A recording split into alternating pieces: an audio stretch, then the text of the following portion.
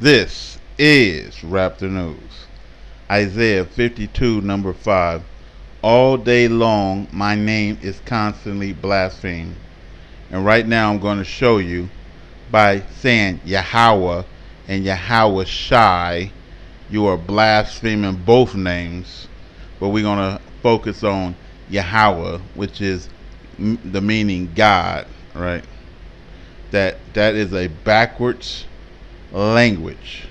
So supposedly nobody can go back, to when Moses had the tablets, but supposedly, according to hieroglyphics, that the Hebrew language was pictographic, meaning that they had pictures and symbols of things, and that way you can understand the book in its deeper meaning in details.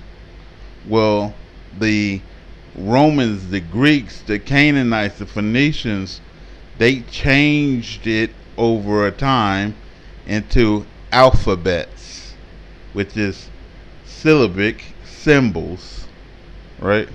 And so now they saying that you can get a meaning out of the syllabic symbols.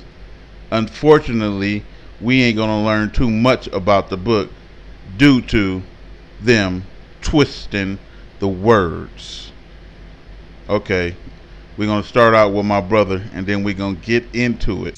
So Paleo Hebrew, you look in your books, your ancient books, you go watch TV, you go Google, YouTube, whatever, and you're gonna find that Paleo Hebrew derives from ancient Phoenician, and we're gonna dive into exactly who they were to us anciently, what relationship we had with them, and so yeah. The ancient Phoenician alphabet was the letter system of the ancient Canaanite language, which they say is ancient Hebrew. I'll read that one more time. We got to make sure we getting all this. The ancient Phoenician alphabet was the letter system of the ancient Canaanite language, which they say is ancient Hebrew. So what that tells me right there, is that the Phoenicians and the Canaanites were in league somehow, or they were related in a way. If they had the same letter system, they probably share some of the same culture, probably different customs, but they probably had some type of common belief or common, cultural background if they share the same letter system, And so, as moving on, what ethnicity were the Phoenicians, right? So we ask ourselves that. Well, one thing that we can know immediately is that they probably were that of our enemies. Let's start here. Let's start and understand how we go from pictograph to alphabet. In other words, from writings that just use various pictures, and they start with that, and then it goes from pictures to syllables, and then syllables to an alphabet, and that alphabet no longer retains any connection to the original pictograph meanings. Let's see where things went. Let's see how they developed. Let's go from ancient Egyptian to the Roman script, which is what we use today. Let's take a look at this. So 3000 BC, that's an ox head, right? Pretty clearly an ox head. And then that would have been a representation of it.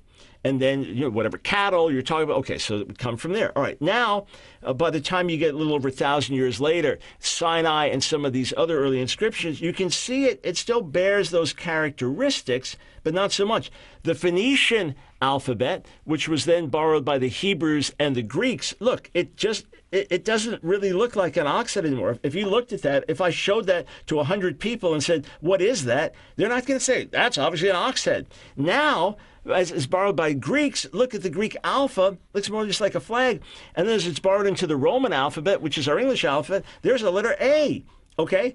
Our letter A originally comes from ox head. Does that mean that when you see the letter A in English, that you could say, oh, that we have to understand that's originally ox head? No, that's bogus. That's complete nonsense. That's idiocy. That is linguistic, alphabetic idiocy to try to do that. While Hebrew is written from right to left, Greek was written from left to right.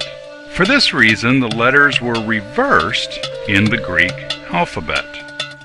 Here we see the first 5 letters of the Old Hebrew alphabet: the Aleph, Bet, Gimel, Dalet, and He. But when reversed, we see the ancient Greek alphabet: the Alpha, Beta, Gamma, Delta, and Epsilon.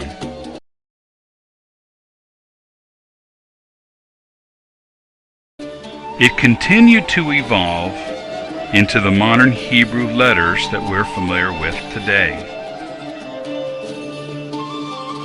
By the end of the 19th century, the translation of the Semitic alphabet was well established.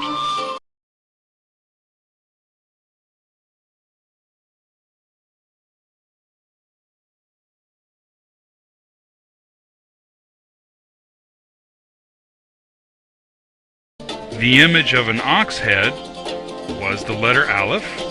The image of a hand was the letter Yad.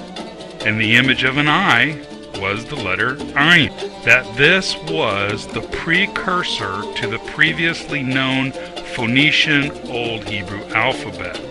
So this is why I said that it is better to just keep speaking the language that you naturally speak, because we don't know no better, and we don't know any other languages than the language to the countries that we were given to or shipped to. We know their languages, and whatever they say the name of God is, that's the name of God.